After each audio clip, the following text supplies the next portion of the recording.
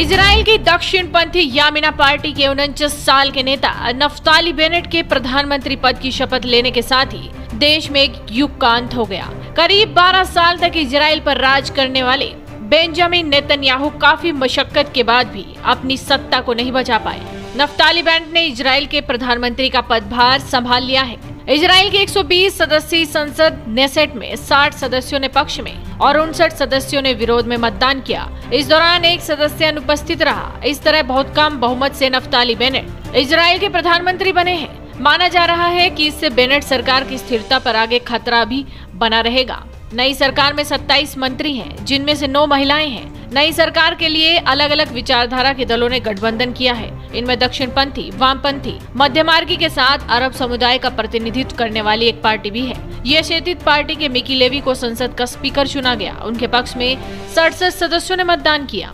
और अब इजराइल के इस नए युग की शुरुआत पर पीएम मोदी ने भी ट्वीट कर अपनी प्रतिक्रिया जाहिर की। प्रधानमंत्री नरेंद्र मोदी ने इजराइल के प्रधानमंत्री पद की शपथ लेने पर दक्षिणपंथी यामीना पार्टी के नेता नफ्ताली बेनेट को बधाई दी। मोदी ने ट्वीट कर कहा, इजराइल का प्रधानमंत्री बनने पर नफ्ताली बेनेट को बधाइयां।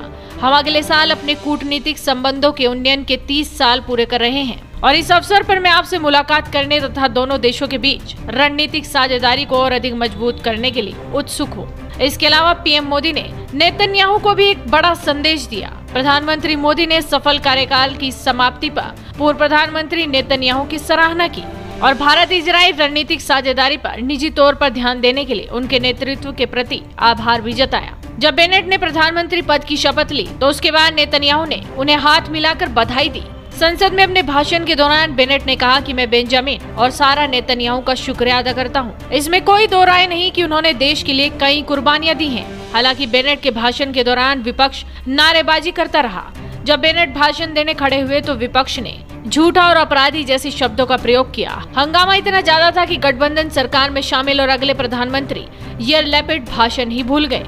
नेतन्याहू ने कहा कि आज यहाँ जो कुछ हो रहा है उसे देखकर ईरान बहुत खुश हो रहा होगा। आज हमारे देश के सामने एक साथ कई खतरे आ खड़े हुए हैं। बेंजामिन नेतन्याहू ने अपनी कुर्सी बचाने की हर संभव कोशिश की, लेकिन सफल नहीं हो सके।